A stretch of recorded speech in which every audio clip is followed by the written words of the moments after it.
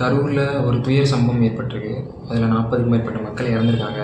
அதுக்கு முதல்ல ஒரு ஆழ்ந்த வருத்தங்கள். ஒரு சிலர் என்ன பண்ணுறாங்க அப்புடின்னா, இதுக்கு காரணம் யாருன்னு பார்த்தீங்கன்னா, ஆளுங்கட்சி சொல்கிறாங்க. ஆளுங்கட்சி தான் காரணம், இது ஒரு சதி பண்ணிட்டாங்க அப்படின்னு சொல்லி ஒரு சிலர் சொல்லிகிட்டு இருக்காங்க.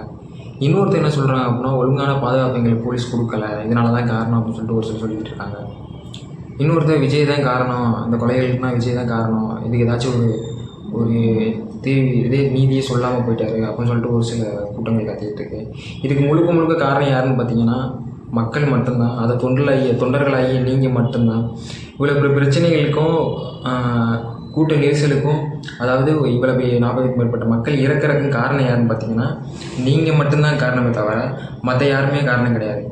நீங்கள் உங்கள் மேலே ஒரு சுய ஒழுக்கம் இல்லை, ஒரு கட்டுப்பாடும் இல்லை. இந்த மாதிரி கூட்டங்கள் இருந்துச்சுன்னா எப்படி ஒரு மக்களை வழிநடத்தி யாரால் கொண்டு போக முடியும்? நீங்கள் உங்கள் மேலே காரணத்தை வச்சுக்கிட்டு நீங்கள் என்ன பண்ணுறீங்கன்னா, அடுத்தவங்களை ஒரு தப்பை மறைக்கிறக்காண்டி என்ன பண்ணுறீங்கன்னா, அடுத்தவங்களை என்ன பண்ணுறீங்கன்னா குறை சொல்கிறீங்க. ஃபஸ்ட்டு நீங்கள் மாறுங்க. நீங்கள் ஒரு சுய கட்டுப்பாடை ஒரு ஒழுக்கத்தோடு இருங்க. என்ன அப்படின்னா, ஒருத்தர் என்ன பண்ணுறான்னா, வண்டிக்கு முன்னாடி ரேசிங் பண்ணிட்டு போயிட்டு இருக்கான் விஜயை பார்க்குறதுக்காண்டி. இன்னொருத்தர் என்னன்னா, கூட்டமாக ஓடுறாங்க. இப்படி ஓடினா குழந்தை குட்டிங்கன்னா வந்திருக்காங்க, நிறைய பேர் வந்திருக்காங்க. எப்படி அவங்கன்னா எந்த மாதிரினா இருக்க முடியும்? சூழ்நிலை யாருக்காவது தெரியுதா? ஒரு ஒரு ஒரு சுய ஒழுக்கம்னு ஒரு விஷயமே கிடையாது, ஒரு கட்டுப்பாடுன்னு ஒரு விஷயமே கிடையாது. ஒரு தலைவன் யாருன்னா, ஒரு மக்களை வழிநடத்தி கொண்டு போகிறது தான் ஒரு தலைவன்.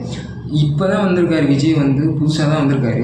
அப்போ அவரால் எப்படி ஒரு மக்களை வழிநடத்தி கொண்டு போக முடியும்? படத்துக்காண்டி வேணால் என்ன பண்ணணும்னா வழிநடத்தி கொண்டு போயிடலாம். அது ஒரு படப்பிடிப்பு, ஒரு 2 மணி நேரம் படம் இருக்குது.